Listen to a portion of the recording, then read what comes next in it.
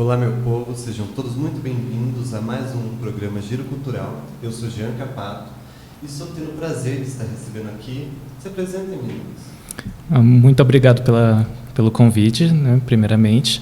Eu que agradeço. O meu nome é Rafael, eu sou graduando em Ciências Biológicas e faço parte da Entre Atos Produções Artísticas.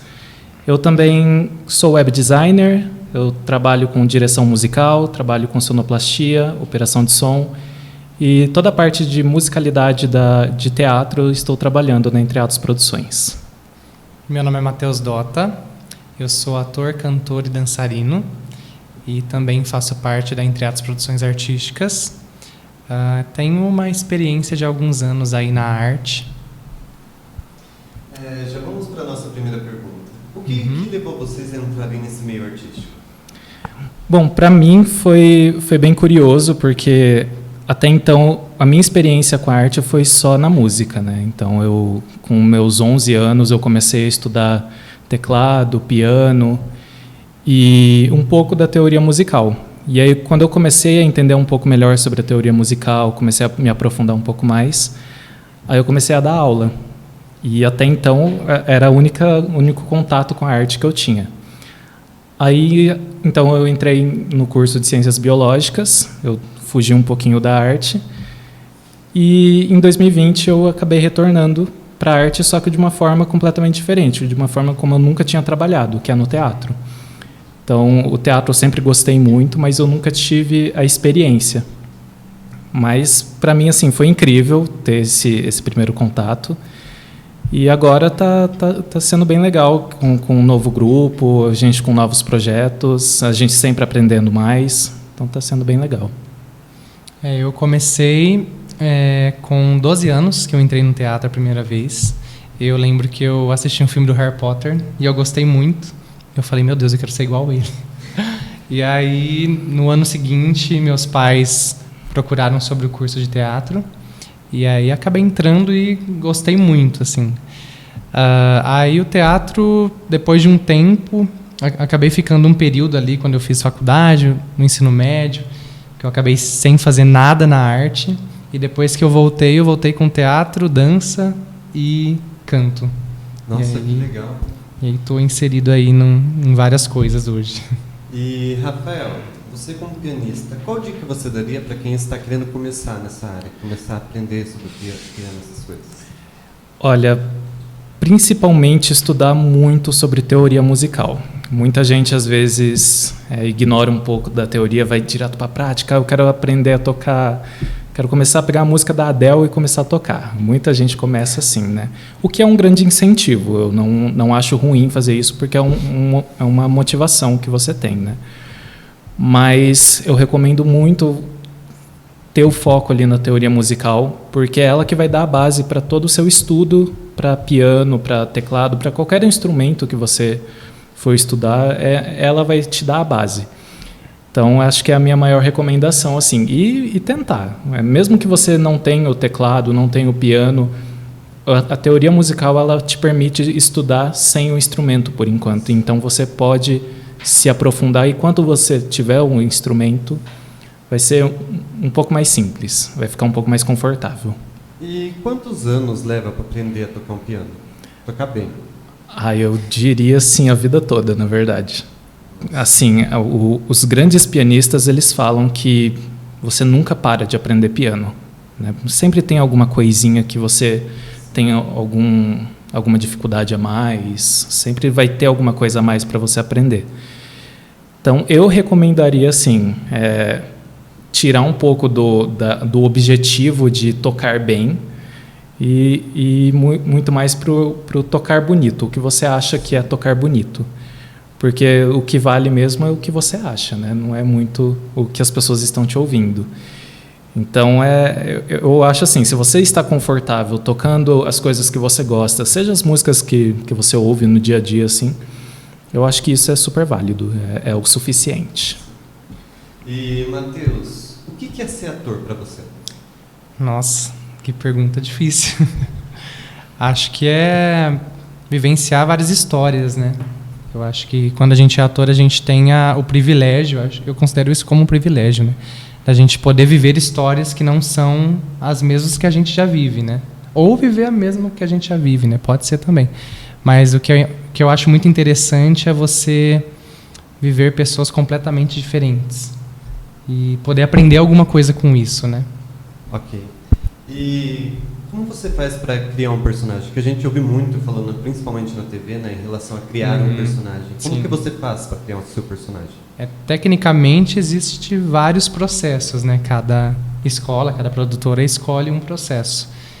Mas, tecnicamente, tem muita coisa aí que muitas vezes o grande público não sabe. Mas, pessoalmente, eu gosto de buscar várias referências, né? E tentar trazer isso para o meu corpo e para a minha voz. E saber aonde que eu encaixo esse personagem. Além de procurar a vivência dessa pessoa, né? Então, como que ele vive, aonde ele vive, o que ele já vivenciou. Muito legal o seu jeito e o seu método para estar criando o personagem. E você, Rafael, o que é ser um compositor instrumental? Olha, compositor instrumental é aquele que dá toda a ambientação para uma cena de teatro, por exemplo. Então, no teatro, quando você está começando a peça e está tendo aquela musiquinha de fundo, aquilo ali foi um compositor instrumental que fez. Também é chamado de sonoplasta.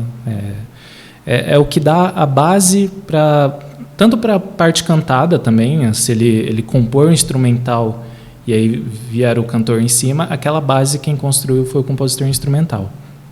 Então, essa é a definição, assim, mas o meu papel como compositor instrumental é mais para a função de ambientação mesmo das cenas. Sim.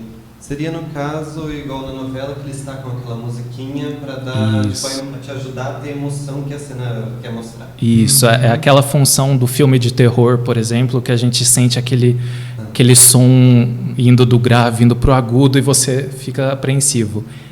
Essa é a função do compositor instrumental. Então, Nossa, legal. É bem interessante. Mexe muito com as emoções de quem está ouvindo. E, Rafael, você é dançarino também. E eu sempre ouvi dançarinos dizendo que eles têm, um tipo de música preferido de dançar. No seu caso, qual é o seu e por quê?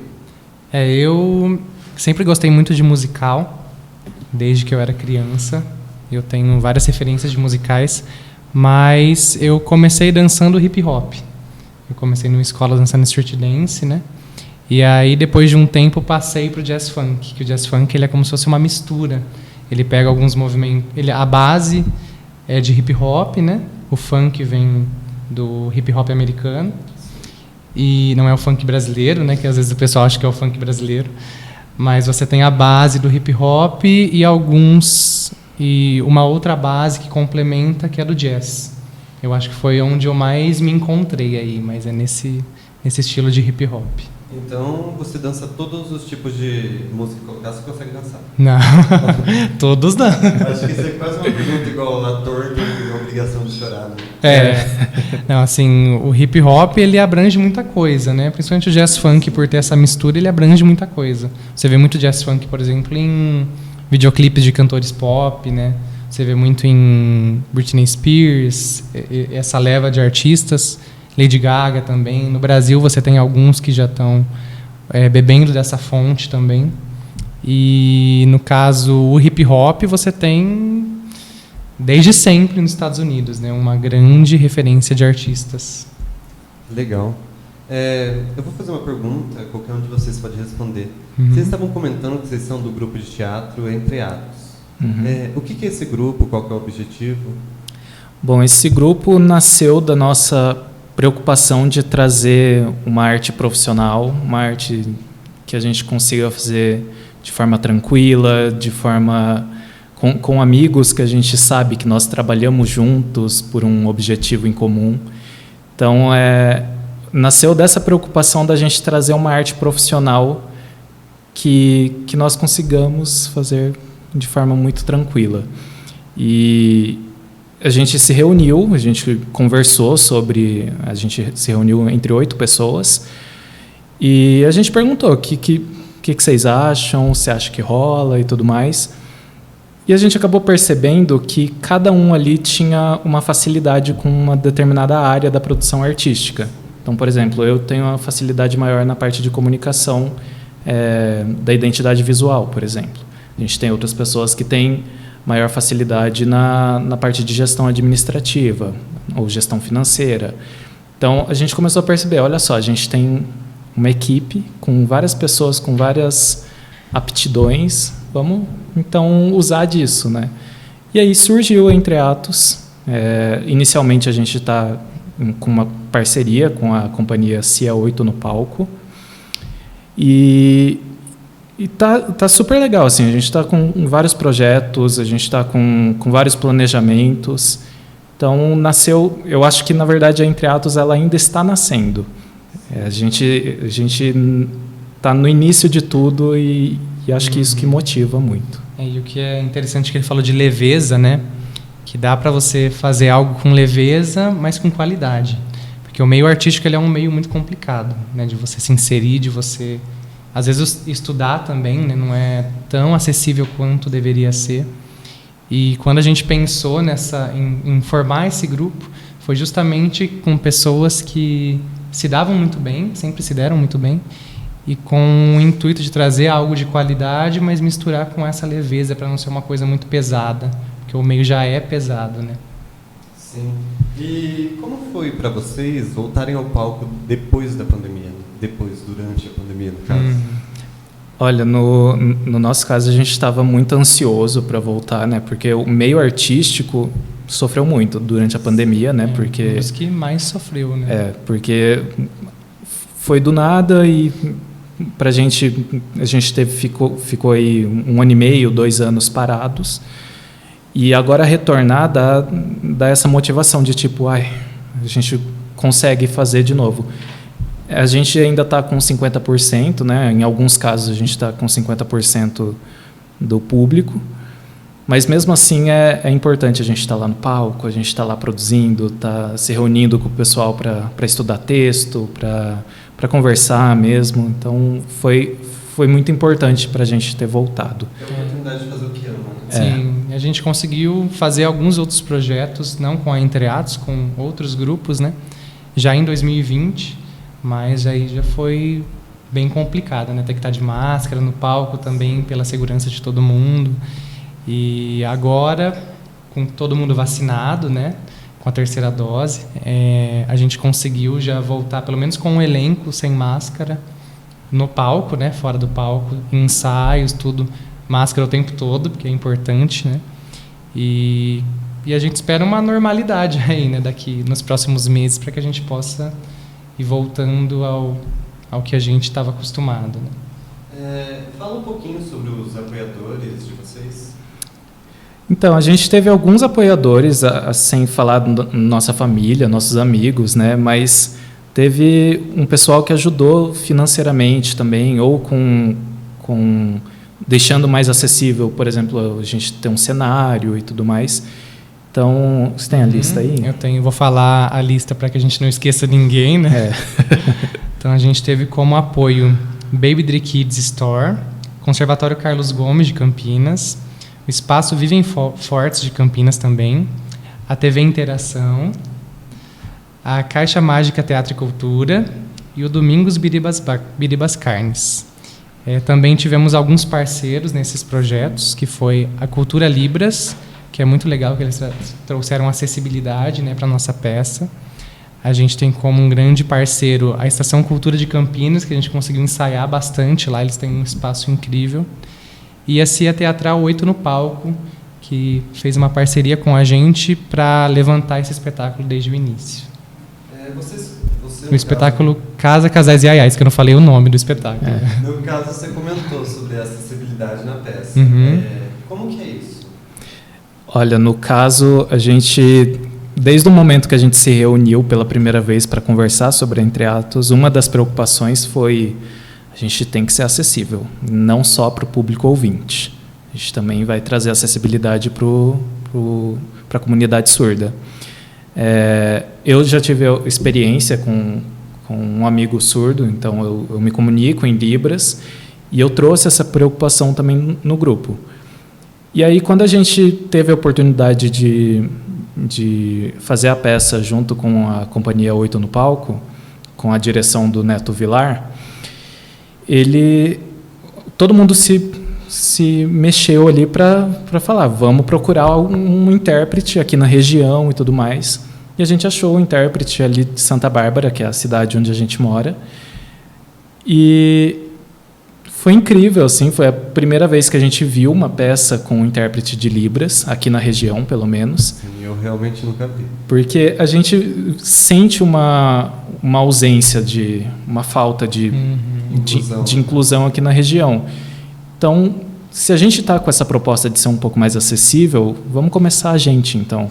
Vamos mobilizar isso para que talvez outros grupos também façam, incentivar. Servir de inspiração. Exato. E assim, é muito legal, porque é um grupo que às vezes a gente acha que não está vendo nossas sedes. É um grupo que às vezes a gente acha que não vai para o teatro, mas eles vão para o teatro, eles estão no Instagram. E entra também a questão da acessibilidade, por exemplo, nos nossos posts. No Instagram, por exemplo, a gente tem uma pessoa, uma das atrizes que compõe a equipe da Entre Atos, que é a Lola Gutierrez, e ela também trabalhou já com pessoas cegas, pessoas com baixa visão, e ela faz as descrições das imagens para as pessoas cegas, nas nossas imagens. Nossa, que legal! Então, desde o início, a gente tem essa preocupação com a acessibilidade e até então a gente está cumprindo isso muito bem e a gente pretende continuar. Sim, um bom exemplo é sempre bom manter, né? Sim. E quais são os projetos que vocês têm para 2022? Então, para 2022 a gente está conseguindo tirar algumas coisas aí do papel, né? A gente tem 2 projetos já em mente. Um deles eles ainda não têm nome, né? Mas um deles é um projeto mais voltado para o público de drama, né? A gente tem algumas referências muito grandes, como Nelson Rodrigues, que é um grande dramaturgo brasileiro, né? Ele seria uma das referências para a gente montar esse drama. E a gente tem também um outro lado que a gente está trabalhando agora, que é a questão de regionalismo, né? Então a gente vai trazer um tema mais infantil, buscando elementos de regionalismo. Então elementos caipiras, elementos nordestinos, né? A gente ainda está definindo tudo certinho, mas também pensando na acessibilidade nesses 2 projetos. E tudo isso com a direção do Neto Vilar, que é da Companhia 8 no Palco. Então é uma parceria entre a Entre Atos e a Companhia 8 no Palco. Nossa, que legal. Aproveitando que vocês estão aqui, né, já são atores, eu queria saber a opinião e convidar vocês para estar participando de um dos nossos quadros, que é o quadro Qual é a Dica? Para quem não sabe, nesse quadro nós temos o objetivo de estar falando e estar trazendo dicas de filmes, séries, livros, música, dança, aquilo que é legal e interessante para cada um de nós, para vocês também estarem tendo acesso e estar conhecendo sobre o tema. Qual é a dica de vocês de hoje? Teve um filme que eu assisti essa semana que está concorrendo ao Oscar, incrível, chama Coda no Ritmo do Coração. E tem tudo a ver com a gente, porque traz a questão da acessibilidade também, porque a história é uma família de pessoas surdas e teve uma menina, a filha deles é ouvinte, e a história dela é que ela quer ser cantora, só que ela nunca pensou sobre isso, né? Ela está dentro daquela família que não conhece muito bem o que é a música. E o trabalho deles é ali na pescaria e tudo mais, e eles são basicamente fechados ali à pescaria, que é o mais fácil, que é o tradicional da família, então vamos continuar aqui.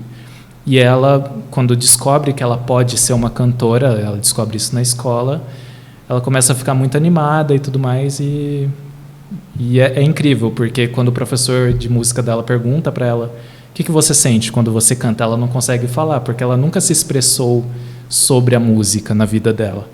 E ela começa a falar em ASL, que é a língua de sinais americana. Ela começa a falar que ela se sente leve, ela começa a fazer a interpretação dela sobre o que ela sente quando ela pensa sobre música. Então é um filme incrível, está concorrendo ao Oscar. Um dos uma das indicações é o de ator coadjuvante, que é um ator surdo que atuou nesse filme. Então, incrível, recomendo super. Então assistam, aproveitem a oportunidade de uma boa dica, né? E você? Eu tenho uma indicação de uma série, é uma série brasileira muito boa, chama Bom Dia Verônica.